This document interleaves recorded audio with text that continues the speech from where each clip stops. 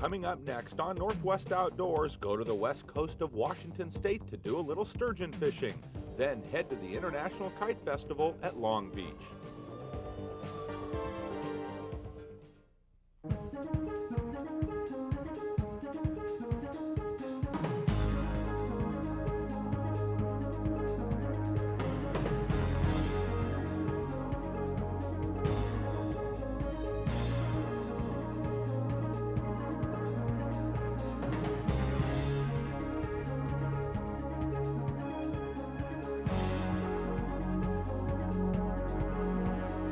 Funding of Northwest Outdoors is made possible in part by O'Loughlin Trade Shows. Puyallup, Portland, and the Denver trade shows are proud supporters of public television throughout the Northwest, placing an emphasis on education for the great outdoors. By Kershaw Knives of Portland, Oregon. Makers of precision tools and cutlery, Kershaw Knives continues to support outdoor programming and outdoor activities throughout the Pacific Northwest. And by Northwest Dock Systems of Eatonville, Washington. Manufacturers of Irv's pontoon boats, Northwest Dock Systems supports safe and environmentally responsible enjoyment of the outdoors.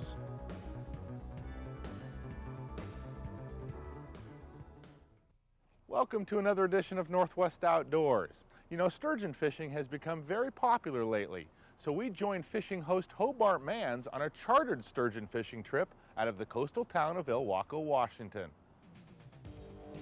Ilwaco sits on the northern end of Highway 101 in the southwestern part of Washington State. Where the Columbia River meets the Pacific Ocean has become a favorite place to fish for Columbia River white sturgeon. We're here with Butch Smith from Ilwaco, Washington, with Coho Charters this morning, and we're sturgeon fishing. And Butch, you've got a couple of different looking baits in your hand there. What have we got? Yeah, what we have here is the old traditional summertime anchovy, which we use down here in the lower river, which is like candy to the sturgeon. And then something new this year that we haven't seen on the Columbia River for about 50 years is sardine, Pacific sardine. They almost look exactly like a herring. Except they have a yellow mouth. They have, the light hits it just right, you can see the dots down the lateral line. And they've also this summer have taken sardines real well. What we use down here is fresh bait. The fresher the bait, the better the fishing. And we're also using a 16-ounce pyramid sinker for the sand, and then on 30-pound test line for a little sport. It's really sporting when you get a 200-pound, 7.5, 8-foot fish on 30-pound test monofilament. And you've wrapped or laced these baits on all the way up so that the hook stays put and the bait doesn't pull apart while the fish are nibbling on it. Right, and it hangs perfectly straight on the bottom down there. Now, when we go to cast this out, the policy on the boat is that I don't get to throw it because I may hit you, which is good thinking on your part. Yeah, we found out over the years that there's actually two reasons: placement, and for the safety of the passengers. You get 8 or 9 or 10 different people on a confined area with all skill levels, and they start whipping these big leads around.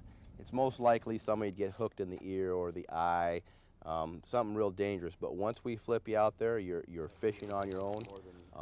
We'll be glad to give you any pointers we can, but essentially once we're out there, the fish catching is up to you.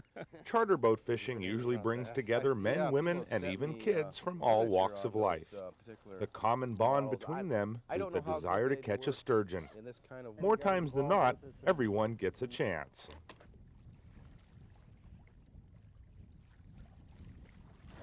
Good job, Kurt. Hell of a job.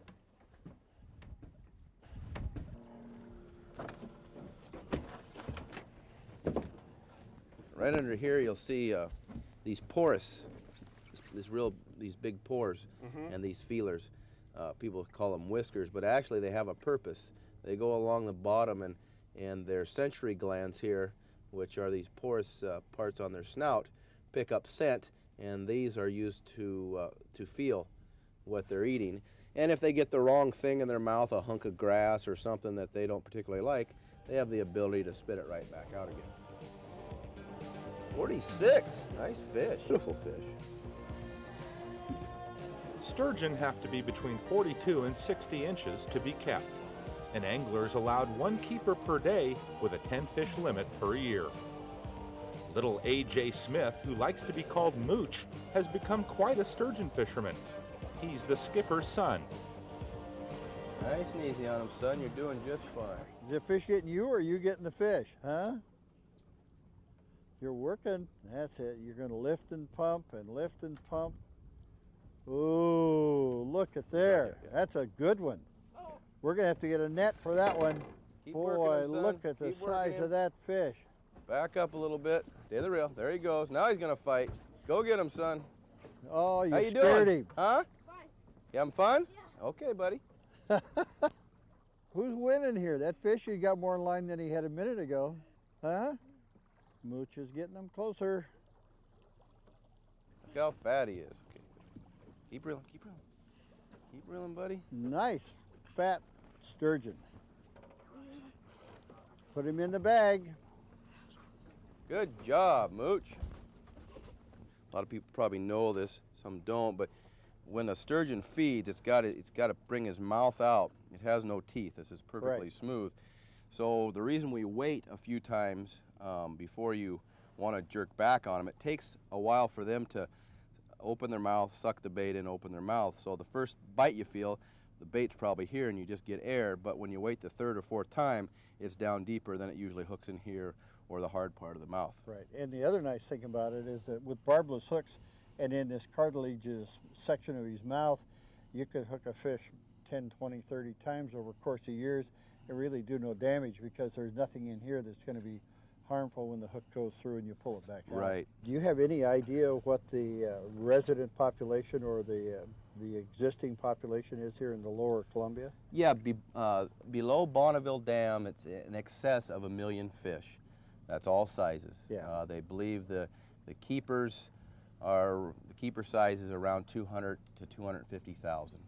And the nice thing about down here is the fish migrate into the ocean, so you really never can set right on top of them and fish them out. With the tight regulations they have now, we should have good sturgeon fishing on into the future, 15, 20 years easy. Right now, the population is as great as it's been since they've kept records. How many people a year do you actually get to come out to fish for? I don't mean specific numbers, but roughly. Well, last year, for the whole sport industry below Bonneville, including charter trips and private trips, there was 200,000 anglers. That was a record. Don't think So it's that's 11 200,000 feet. man-fish days of angling. And mind you, at the height of salmon fishing, that equaled about the height of the salmon fishing back in the mid-'80s. Yeah, Anglers. that's remarkable. It's a phenomenal fisheries.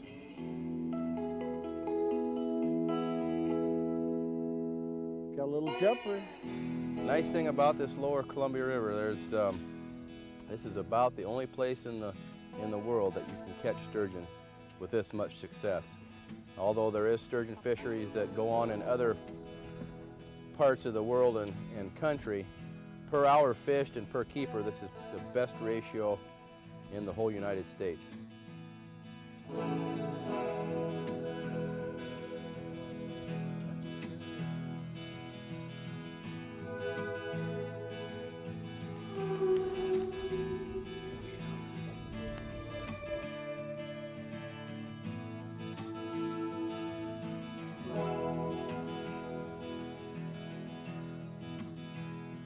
$42.5. It's another shaker, Laurie. You get to throw this one back and try for a bigger one. There's only 3 populations of sturgeons: San Francisco Bay sturgeon, the Columbia River, and up in the Skagit River system.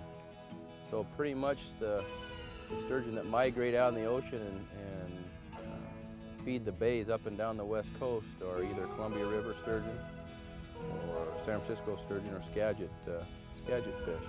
You just barely picked it up. We're fishing a little deeper waters, now 40 feet, and you saw a little light bite, and then set the hook on it, and it turns out to be a fairly decent fish. Looks like it's going to be net time over there, somebody. Coming home. No, we're not. Is he big enough? He doesn't like that. He didn't like that at all. Stocky little guy. Come on home here, baby.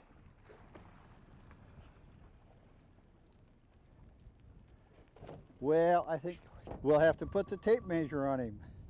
40 inches, gotta go back. Boy, did we miss that by ½ an inch. Grow up, fella. See you next month. Let's take a break from the sturgeon fishing for a little sightseeing and some history on the area. Just outside Ilwaco is Cape Disappointment, where explorers Lewis and Clark achieved their principal goal, the Pacific Ocean. The Lewis and Clark Interpretive Center nearby tells a comprehensive story of the expedition. It would be 8 or 9 more days before Lewis and a party of men actually set foot on the shore of the ocean at Cape Disappointment in today's Washington state. The Lewis and Clark expedition had achieved one of its principal objectives.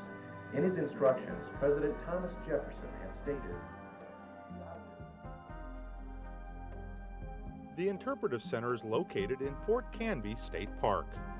Prior to building the Cape Disappointment and North Head lighthouses, this area was called the Graveyard of the Pacific because of hundreds of ships and lives that have been lost here. To protect the mouth of the Columbia River from enemies, the Cape was armed in 1862 with smoothbore cannons. Named Fort Canby in 1875, the fort expanded and improved until the end of World War II. At that time, the fort was deactivated and not used again until it became a state park. Today, you can explore traces of these historic events and enjoy the beauty of Fort Canby State Park, where the Columbia meets the Pacific.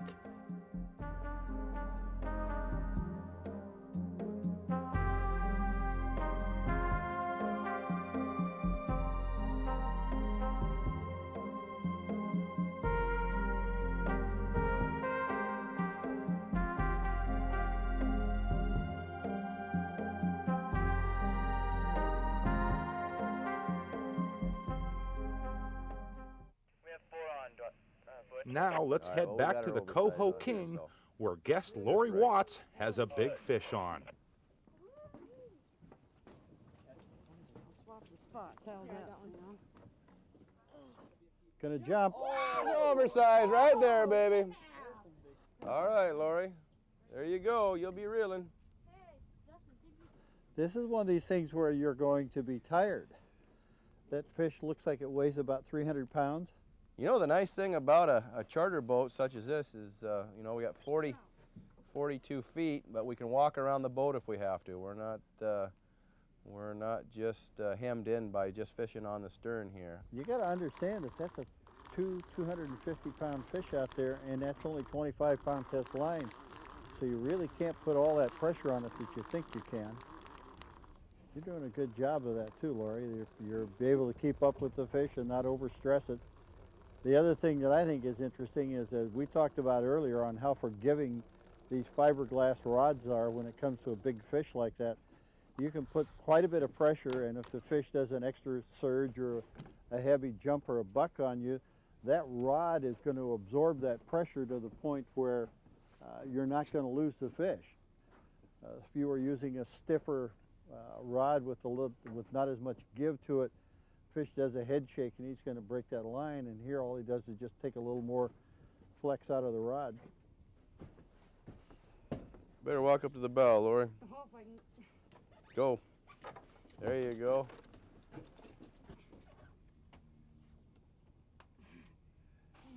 Good. Get some water on the reel and the fisherman. Lori's overheating.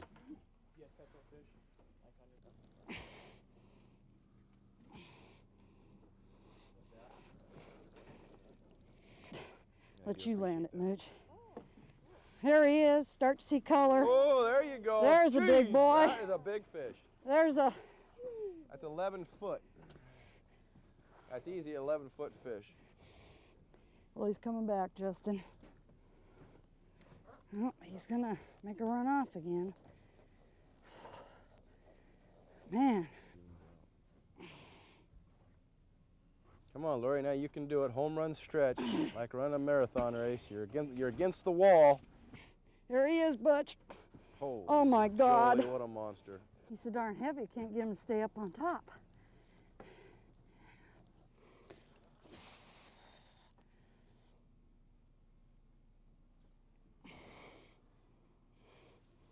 There he is. Jeez, what a monster. What a monster. My God.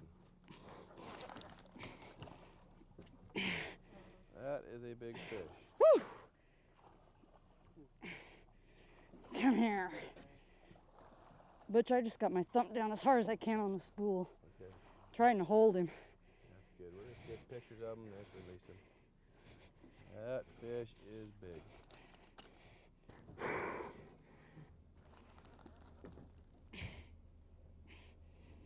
Here he is, Butch. Right here. Woo! That's a dandy. That is a dandy. That is easily pushing 10 and a half to 11 feet, Lori, easy. And probably 250 to 3 1/4.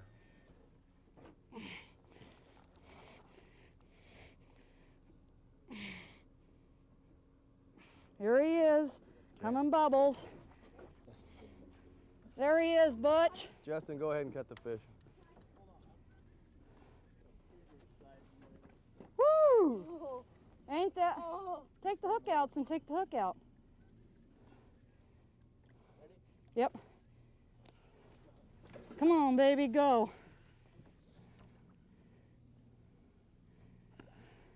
There he turned over. Woo! Off like a shot. I won't be able to straighten this one out in probably the next few days, but it was worth it.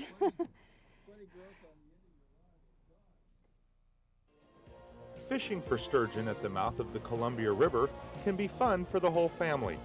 Here is what skipper Butch Smith of Coho Charters recommends using. Fishing season goes from May until September, and at depths of 35 to 40 feet, an 8-foot graphite salmon rod will really make the catch more challenging. With 25 to 30 pound test line, he recommends using fresh anchovies or sardines. Now let's take a look at how a professional fillets fresh sturgeon. The way to fillet a sturgeon. Everybody's got the question, nobody's seen it done right. You're going to show us how to do it. So Okay. go ahead, Tom, and explain First what's going on. Take off the back row of buttons, and then the buttons on the stomach. If you leave those on, they'll hook your fillet knife when you're trying to pull the fillet.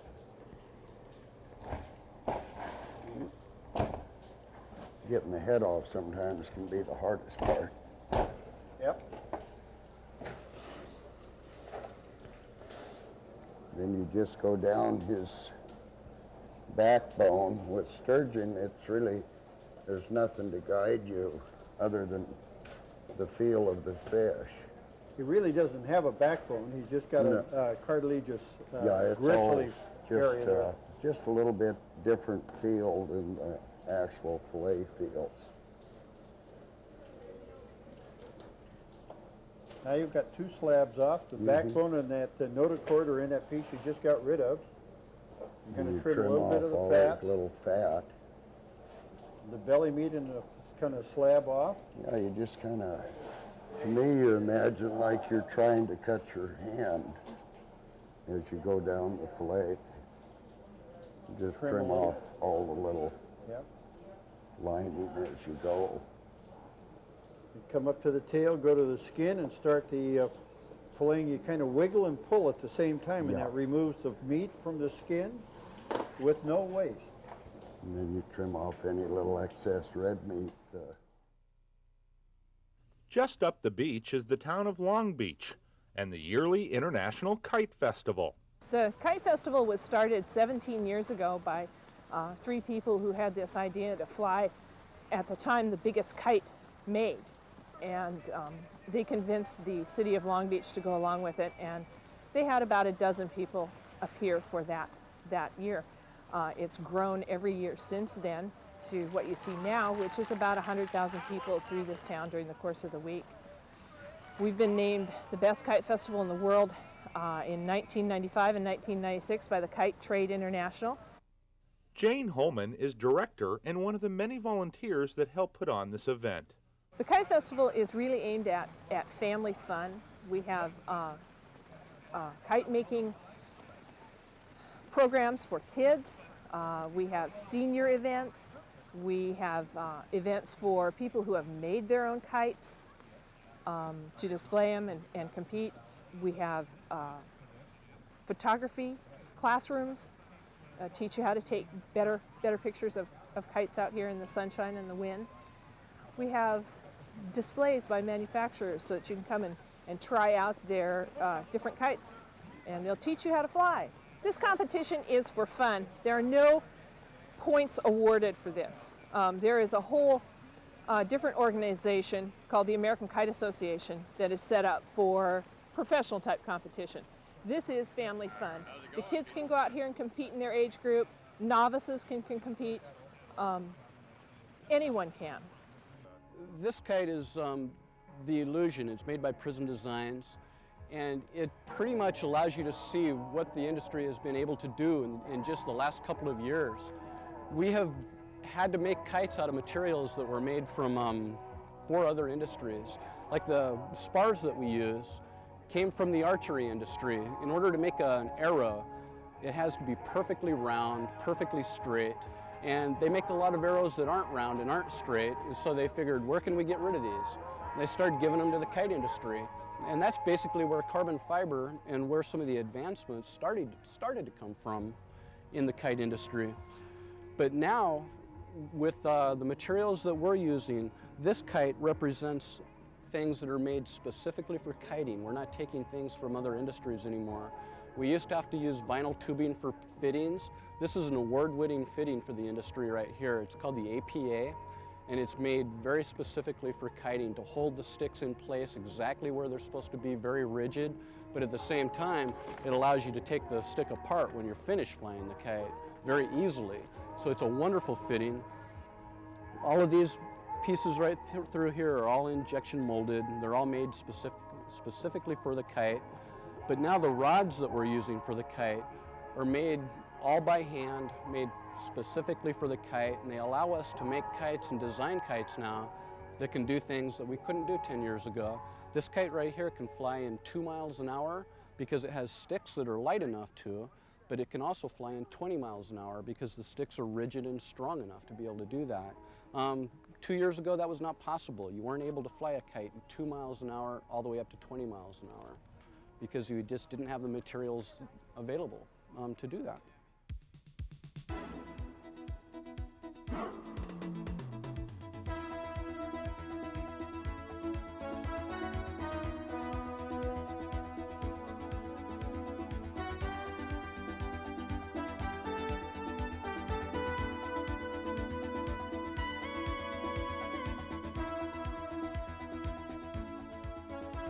My name is Ray Battle.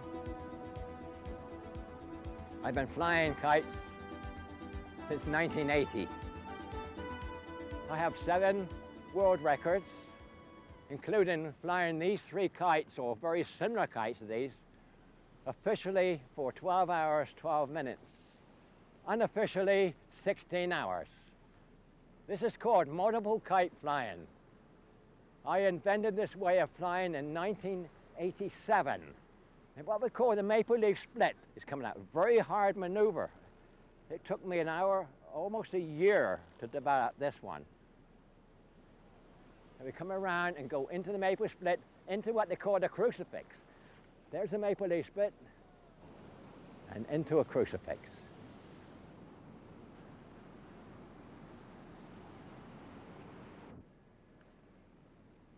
Now we do a dive. Hopefully nobody's in the way. If anybody wants to do this, I advise them to start with 1 kite only. It's impossible for anybody to fly 3 kites. It's taken me 11 years to perfect this way of flying. And I fly 8, 10 hours every day. So I get plenty of practice. But they say practice makes perfect. But this is untrue.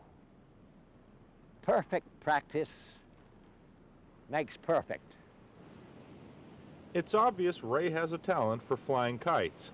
One thing you wouldn't know about Ray is that he's deaf. Not hearing, I can go out there and be myself. I can be with anybody, do anything in my mind. And I'm that much better than most people trying to do this particular kind of thing. They will make it, but you must have that little gift. And I have got that edge because I don't hear, so I concentrate 101%. It's good therapy. I have brought people out from paraplegics, limbless people, even blind people to help fly the kite. And they are free. The same way as I feel, they feel. They can't, well, I can't do that, I can't. They can, if they are coached right.